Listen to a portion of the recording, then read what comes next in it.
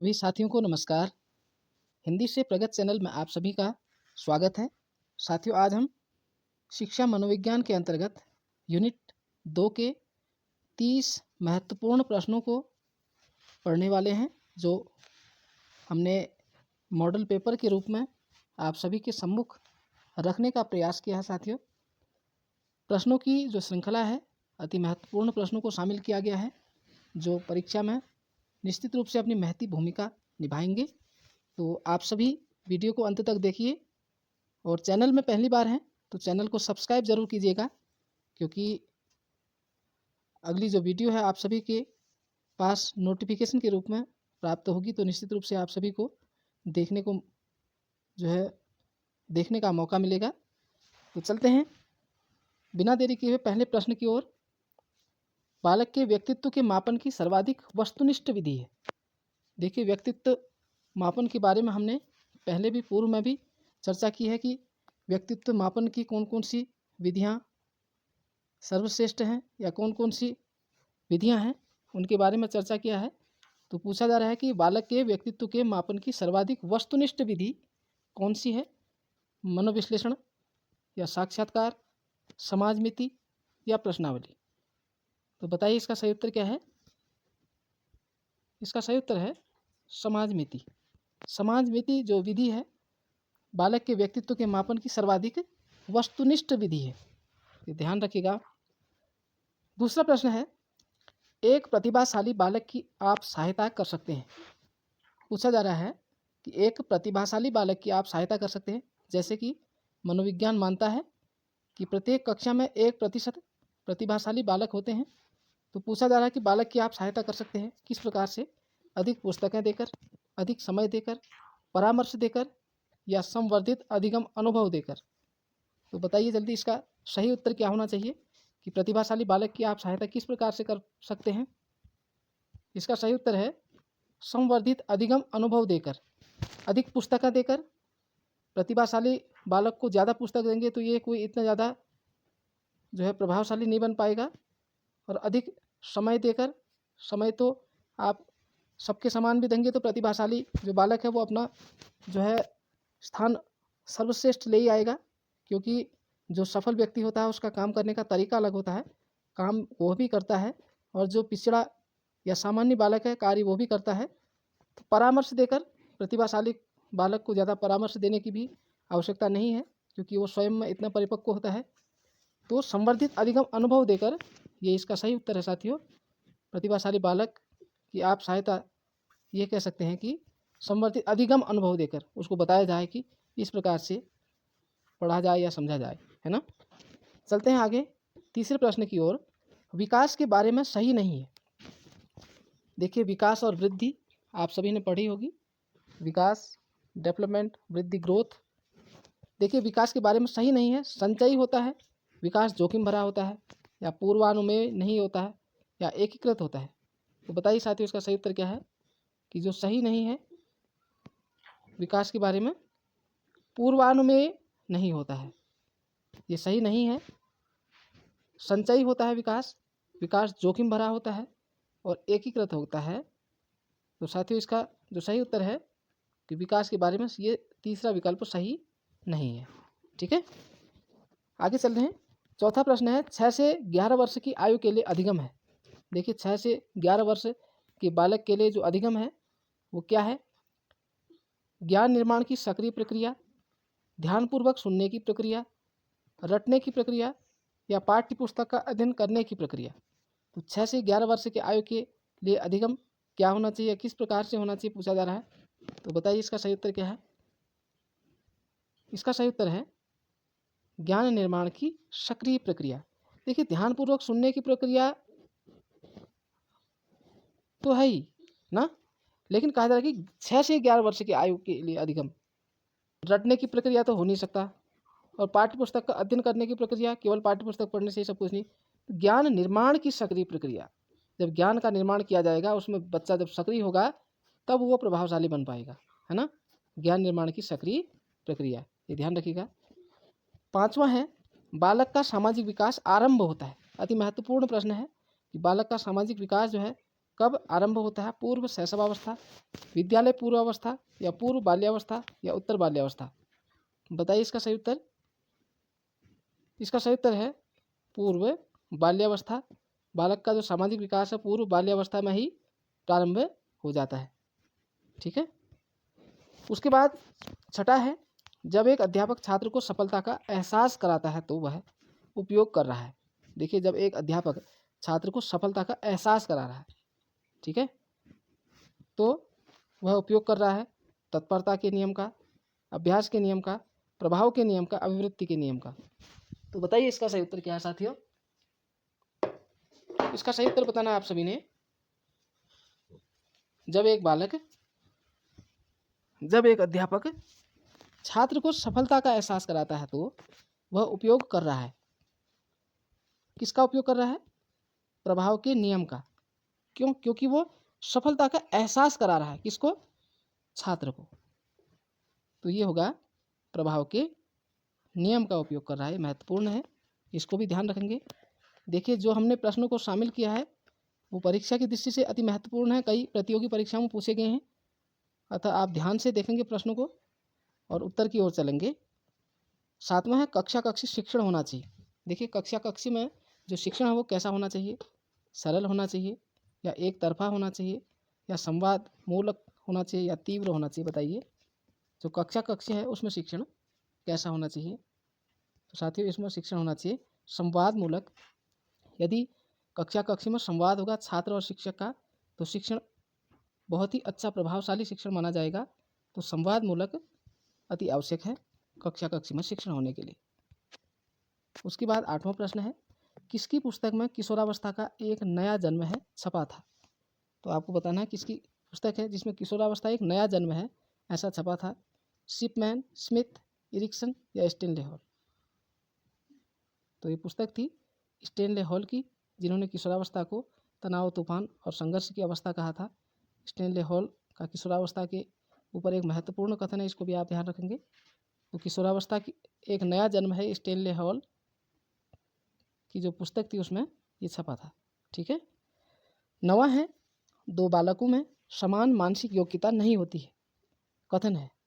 देखिए, जो दो समान बालक हैं उनका जो मानसिक स्तर है वो समान नहीं हो सकता, क्योंकि कई वैयक्तिक विभिन्नताएं ऐसी होती हैं। तो ये कहा जा रहा है कि जो दो बालक हैं उनमें मानसिक योग्यता नहीं है या नहीं होती है। तो कथन है क्रो एवं क्रो का, या स्मिथ का, या पियाजे का, या हरलॉक का? तो बताइए जल्दी से इसका उत्तर सही उत्तर कौन सा है? इसका सही उत्तर है साथियों हरलॉक। हरलॉक ने कहा है कि दो बालकों में समान मानसिक योग्यता नहीं होती है, विभिन्नताएं होती हैं, वैयक्तिक विभिन्नताएं आप सभी ने पढ़ी होंगी। तो एक समान योग्यताएं, मानसिक योग्यताएं नहीं होती है दो बालकों में। 10वां है, व्यक्तिगत भिन्नता के कारक होते हैं। जो वैयक्तिक विभिन्नता है उसके क्या क्या कारक होते हैं आपको बताना है। सामाजिक व कायिक, वंशागत व वातावरण, या पूछा जा रहा है संवेगात्मक व व्यक्तिगत, या वंशागत? तो बताइए, जो वैयक्तिक भिन्नता होते हैं उसके क्या क्या कारक होते हैं साथियों? उसके कारक होते हैं सामाजिक और कायिक कारक। देखिए, सबसे पहले तो सामाजिक कारक होते हैं, व्यक्ति में सामाजिक परिवर्तन होता है किसके? वैयक्तिक विभिन्नता के। और दूसरा है कायिक, अर्थात शारीरिक रूप से विभिन्नताएं मिलती है व्यक्ति में। ठीक है, पहला है कायिक, सामाजिक और कायिक। ठीक है, तो व्यक्तिगत भिन्नता के कारक में है सामाजिक और कायिक, यानी सोशल और फिजिकल। ठीक है। 11वां है, कौन सा प्राकृतिक अभिप्रेरणा का उदाहरण नहीं है? देखिए, प्राकृतिक अभिप्रेरणा का जो उदाहरण है वो कौन सा नहीं है आपको बताना है। अभिप्रेरणा से ये जो यूनिट 2 है ये बहुत ही महत्वपूर्ण है, इससे कई प्रश्न बनने की संभावना है। देखिए, आपको बताना है कि प्राकृतिक अभिप्रेरणा का उदाहरण नहीं है प्यास, भूख, सुरक्षा, या प्रतिष्ठा? तो साथियों, इसका उत्तर है प्रतिष्ठा। देखिए, प्राकृतिक अभिप्रेरणाओं में प्यास भी है, भूख भी है, सुरक्षा भी है, प्रतिष्ठा नहीं है। ठीक है, प्रतिष्ठा को प्राकृतिक अभिप्रेरणा की श्रेणी में नहीं रखा गया है, ध्यान रखिएगा। अगला है शिक्षा के क्षेत्र में सबसे महत्वपूर्ण होता है। देखिए, शिक्षा के क्षेत्र में यदि हम चलें तो सबसे महत्वपूर्ण क्या होता है? शिक्षक होता है, या छात्र होता है, या पाठ्यक्रम होता है, या अंतःक्रिया होती है? बताइए सबसे महत्वपूर्ण शिक्षा के क्षेत्र में क्या होता है? शिक्षा के क्षेत्र में यदि जाते हैं तो सबसे महत्वपूर्ण है साथियों छात्र, क्योंकि आप सभी को पता है कि आज जो है छात्र केंद्रित, बाल केंद्रित शिक्षा को महत्व दिया जा रहा है। पहले शिक्षक केंद्रित हुआ करती थी, अब जो है छात्र केंद्रित यानी बाल केंद्रित शिक्षा को महत्व दिया जा रहा है, अर्थात छात्र ही महत्वपूर्ण भूमिका निभाता है किसमें? शिक्षा के क्षेत्र में। ठीक है, ये महत्वपूर्ण प्रश्न था, इसको भी आप जो है बहुत ध्यान से जो है आप पढ़ेंगे, नोट करेंगे ऐसे महत्वपूर्ण प्रश्नों को। 13वां है, बुद्धि परीक्षण की कार्यकारी श्रृंखला बनाने वाले पहले व्यक्ति थे। देखिए बहुत ही महत्वपूर्ण प्रश्न पूछा जा रहा है, थोड़ा प्रश्न को घुमा रखा है कि बुद्धि परीक्षण की कार्यकारी श्रृंखला बनाने वाले पहले व्यक्ति थे। रेबर्न थे या बिने थे या वेक्सलर थे या स्पीयरमैन थे? तो इसका सही उत्तर है बिने। जैसे कि आप सभी को पता है एक कारक बुद्धि बिने का है, तो पूछा जा रहा है कि बुद्धि परीक्षण की कार्यकारी श्रृंखला, ठीक है, बनाने वाले पहले व्यक्ति बिने थे। बहुत ही महत्वपूर्ण प्रश्न है, आप ध्यान रखेंगे। 14वां है, पियाजे के अनुसार किशोरावस्था में सामाजिक विकास की कौन सी अवस्था प्रारंभ होती है? जो जीन पियाजे हैं उन्होंने विकास की अवस्थाओं के बारे में जो है वर्णन कर रखा है, तो पूछा जा रहा है कि पियाजे के अनुसार किशोरावस्था में सामाजिक विकास की कौन सी अवस्था प्रारंभ होती है? पहला है स्थूल कार्यात्मक, ठीक है, आपको बताना है। पहला है साथियों स्थूल कार्यात्मक, दूसरा है संवेदी गामक, तीसरा है औपचारिक कार्यात्मक, चौथा है पूर्व कार्यात्मक। बताइए पियाजे ने किशोरावस्था में सामाजिक विकास की कौन सी अवस्था बताई है? उन्होंने बताई है औपचारिक कार्यात्मक। ये ध्यान रखिएगा, बहुत ही महत्वपूर्ण प्रश्न है। पियाजे के अनुसार किशोरावस्था में सामाजिक विकास पूछा जा रहा है, सामाजिक विकास की अवस्था उन्होंने बताई कि औपचारिक कार्यात्मक। ठीक है, आगे चल रहे हैं। 15वां है सुमेलित नहीं है, आपको बताना है कि कौन सा सुमेलित नहीं है। पहला है प्राकृतिक बुद्धि गार्डनर का, दूसरा है तरल बुद्धि कैटल का, तीसरा है धारणात्मक व्यक्तित्व आल्पोर्ट का, चौथा त्रिआयामी बुद्धि गिलफोर्ड का। आपको बताना कि कौन सा सुमेलित नहीं है। तो साथियों ये धारणात्मक व्यक्तित्व आल्पोर्ट का नहीं है, प्राकृतिक बुद्धि गार्डनर की है, तरल बुद्धि कैटल की है और त्रिआयामी आप सभी को पता है कि गिलफोर्ड की बुद्धि है। ठीक है, गिलफोर्ड ने त्रिआयामी बुद्धि की अवधारणा दी है, आप सभी को पता है। 16वां है सुमेलित नहीं है, आपको फिर बताना है personality and cultural pattern Plant का है या condition of learning Kurt Lewin का है या purposive behaviour in animals and man Edward Tolman का है या व्यवहार के सिद्धांत सीएल हॉल का है। बताइए सुमेलित कौन सा नहीं है? तो साथ ही सुमेलित जो है condition of learning Kurt Lewin का नहीं है और सभी सुमेलित है। 17वां है सही है संज्ञानात्मक मानचित्र टोलमैन का है, संयोजनवादी थॉर्नडाइक का है, आत्मसिद्धि मैस्लो का है। उपयुक्त सभी आपको बताना है कि सही कौन सा है। तो साथियों इसका सही उत्तर है उपयुक्त सभी। संज्ञानात्मक मानचित्र टोलमैन का है, संयोजनवादी थॉर्नडाइक का है, आत्मसिद्धि मैस्लो का है। ये बहुत ही महत्वपूर्ण प्रश्न था, इसको आप नोट करेंगे। 18वां प्रश्न है सुमेलित नहीं है, आपको बताना अंगूर खट्टे हैं युक्तिकरण है, बगुला भगत प्रक्षेपण है, द्विस्वप्न हवाई किले बनाना है या बीमारी में पलायन रूपांतरण है। तो बताइए साथी सुमेलित कौन सा नहीं है? सुमेलित है जो नहीं है वह बगुला भगत प्रक्षेपण, ये सुमेलित नहीं है। अंगूर खट्टे हैं युक्तिकरण है, द्विस्वप्न हवाई किले बनाना है और बीमारी में पलायन रूपांतरण है, अर्थात इस प्रश्न का सही उत्तर है दूसरा वाला। 19वां है सही नहीं है शतरंज खिलाड़ी स्थानिक और पूछा जा रहा है नर्तकी शारीरिक गति या शिकारी प्राकृतिक वृद्धि या विक्रेता अंतः व्यक्ति। तो साथियों जो पूछा जा गया है ऊपर कि सही नहीं है, तो इसमें से जो सही नहीं है वह है विक्रेता अंतः व्यक्ति। ठीक है, और सभी सुमेलित हैं, ये सुमेलित नहीं है। फिर पूछा जा रहा है व्यक्तिगत क्रियात्मक परीक्षण नहीं है, व्यक्तिगत क्रियात्मक परीक्षण नहीं है। पहला है डेटा राइट परीक्षण, दूसरा आर्मी बीटा, तीसरा है पिंटर पीटरसन परीक्षण और चौथा है पास एलोंग परीक्षण। बताइए व्यक्तिगत क्रियात्मक परीक्षण इनमें से कौन सा नहीं है? आर्मी बीटा नहीं है। ठीक है, डेटा राइट परीक्षण व्यक्तिगत क्रियात्मक परीक्षण के अंतर्गत है। प्रिंटर पीटरसन परीक्षण ये व्यक्तिगत क्रियात्मक परीक्षण के अंतर्गत है। पास एलोंग परीक्षण व्यक्तिगत क्रियात्मक परीक्षण के अंतर्गत आता है। ठीक है, 21वां है सृजनात्मकता के संबंध में गलत है। आपको बताना है कि जो क्रिएटिविटी है उस क्रिएटिविटी के संबंध में गलत अवधारणा कौन सी है।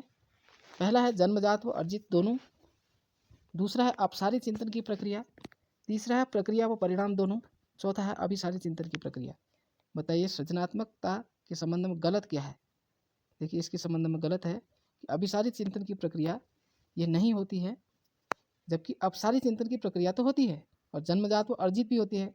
जो सृजनात्मकता वो जन्मजात भी होती है और अर्जित भी किया जा सकता है, और अपसारी चिंतन की प्रक्रिया भी है। प्रक्रिया व परिणाम दोनों हैं, अर्थात सृजनात्मकता के संबंध में गलत जो कथन है वो चौथा वाला है, ये ध्यान रखेंगे। ठीक है, 22वां है एक बालिका परीक्षा में मेहनत करती है।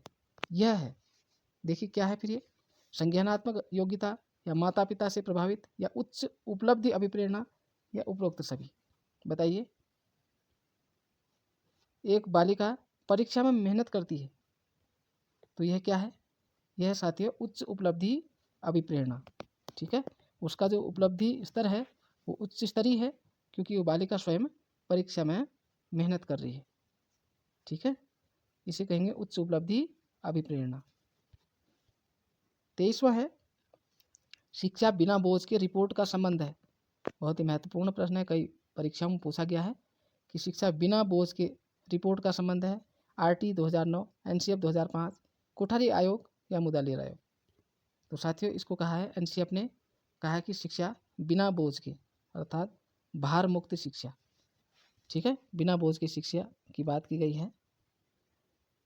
24वां है क्रियात्मक अनुसंधान की विशेषता है। बहुत ही महत्वपूर्ण प्रश्न है कि क्रियात्मक अनुसंधान की क्या क्या विशेषता है। विद्यालय कार्य प्रणाली का अध्ययन, अध्यापक कार्य प्रणाली का अध्ययन या न्याय दर्श कक्षा कक्षी होता है या उपरोक्त सभी। बताइए क्रियात्मक अनुसंधान की विशेषता क्या है साथियों? इसकी जो है विद्यालय कार्य प्रणाली का अध्ययन भी करता है क्रियात्मक अनुसंधान, और अध्यापक कार्य प्रणाली का अध्ययन भी करता है, न्याय दर्श कक्षा कक्षी होता है, अर्थात इसका उत्तर है उपरोक्त सभी। ठीक है, ये सभी जो है इसकी विशेषताएं हैं किसकी? क्रियात्मक अनुसंधान की। ठीक है, 25वां प्रश्न है परीक्षण का जब भी प्रयोग किया जावे तब उसके परिणामों में किसी प्रकार का अंतर ना होकर समानता हो, वह है क्या कहलाता है? व्यापकता, वैधता या विभेदीकरण या विश्वसनीयता। तो इसका सही उत्तर है विश्वसनीयता, क्योंकि परीक्षण का जब भी प्रयोग किया जावे उसके परिणामों में किसी प्रकार का अंतर ना हो। किसके परिणामों में? परीक्षण के, तो अंतर नहीं होगा होगी, वहाँ विश्वास बना रहेगा तो उसमें कोई भी अंतर नहीं होगा उसके परिणाम के परिणामों में। ठीक है, उसके बाद 26वां है आरटी 2009 में शिक्षक का दायित्व नहीं है। आपको बताना है कि क्या दायित्व नहीं है। प्रति सप्ताह 45 कालांश, दूसरा निजी शिक्षण करवाना, तीसरा है स्कूल में नियमित रूप से आना, चौथा है सरकार के प्रशिक्षण में भाग लेना। बताइए साथियों इसका उत्तर कौन सा है? इसका उत्तर है निजी शिक्षण करवाना। आरटी 2009 में स्पष्ट और साफ लिखा है कि शिक्षक निजी शिक्षण नहीं करवा पाएगा। प्रति सप्ताह 45 कालांश का वर्णन है कि प्रत्येक शिक्षक को प्रति सप्ताह 45 पीरियड पढ़ाने होंगे और स्कूल में नियमित रूप से आना होगा, सरकार के प्रशिक्षण में भाग लेना होगा। अर्थात जो आरटी 2009 कहता है कि निजी शिक्षण करवाना सही नहीं रहेगा। ठीक है, 27वां सही नहीं है चिंतन स्तर शिक्षण हंट का है। शिक्षण ज्ञानात्मक, भावात्मक, क्रियात्मक होता है। बताइए तीसरा अनिर्णयात्मक प्रक्रिया मूल्यांकन या आरटी 2009 1 अप्रैल 2010। देखिए सही जो नहीं है वो क्या है साथियों? जो सही नहीं है वो है अनिर्णयात्मक प्रक्रिया मूल्यांकन। मूल्यांकन में तो निर्णयात्मक प्रक्रिया होती है ना, कोई निर्णय होता है। तो चिंतन स्तर शिक्षण हंट का है। शिक्षण ज्ञानात्मक, भावात्मक, क्रियात्मक सभी शिक्षण।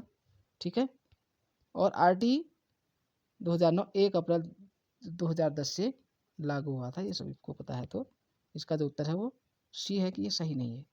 28वां है सीसीई की विशेषता नहीं है।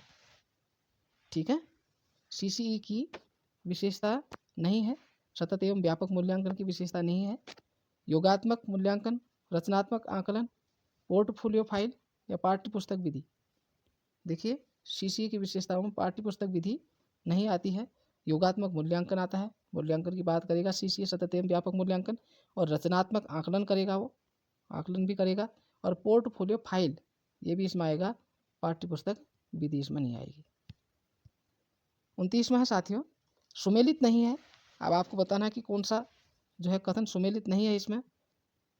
ईगो मनोवैज्ञानिक वातावरण से उत्पन्न, अचेतन अभिप्रेरणा फ्राइड का है, प्रोपियम गुण आल्पोर्ट का है, या स्वप्रत्यय सिद्धांत कैटल का है। बताइए इसमें सुमेलित कौन सा नहीं है? इसमें सुमेलित नहीं है स्वप्रत्यय सिद्धांत कैटल का, ये सुमेलित नहीं है। ईगो मनोवैज्ञानिक वातावरण से उत्पन्न ये है, अचेतन अभिप्रेरणा फ्राइड का है ये है, और प्रोपियम गुण आल्पोर्ट का ये भी सही है। तो इसका जो उत्तर है वो चौथा है, स्वप्रत्यय सिद्धांत कैटल का नहीं है। 30वां अंतिम महत्वपूर्ण प्रश्न, असंबंधित को छांटिए, अर्थात जिसका कौन सा ऐसा विकल्प है जिसका एक का दूसरे के साथ संबंध नहीं है। आपको बताना है, नैतिक तर्कना जीन पियाजे, नैतिक विकास की 6 अवस्थाएं कोलबर्ग, राष्ट्रीय पाठ्यचर्या 2005 प्रोफेसर यशपाल, तल रूप का सिद्धांत कुर्ट लेविन। तो बताइए इसमें असंबंधित जो नहीं है वो क्या है साथियों? ये बहुत ही महत्वपूर्ण प्रश्न है। नैतिक तर्कना जीन पियाजे का नहीं है, नैतिक विकास की 6 अवस्था कोलबर्ग ने कहा है, राष्ट्रीय पाठ्यचर्या 2005 इसके अध्यक्ष यशपाल हैं, और तल रूप का सिद्धांत कुर्ट लेविन का है, ये भी महत्वपूर्ण है। तो इसकी असंगत था, असंबंधित था पहला, नैतिक तर्कना जीन पियाजे का नहीं है। तो साथियों आज आपने 30 अति महत्वपूर्ण प्रश्नों को पढ़ा, जो यूनिट 2 हमारा एलटी लेक्चरर या विभिन्न प्रतियोगी परीक्षाओं के लिए महत्वपूर्ण ये प्रश्न श्रृंखला थी। तो यूनिट 2 से हमने 30 प्रश्नों को समाहित किया था आप सभी के सम्मुख। तो कैसे आपको ये प्रश्न लगे इसके लिए आप ज़रूर प्रत्युत्तर दीजिएगा कमेंट बॉक्स में, और चैनल में पहली बार है तो सब्सक्राइब शेयर ज़रूर कीजिएगा। वीडियो में बने रहने के लिए बहुत बहुत धन्यवाद साथियों।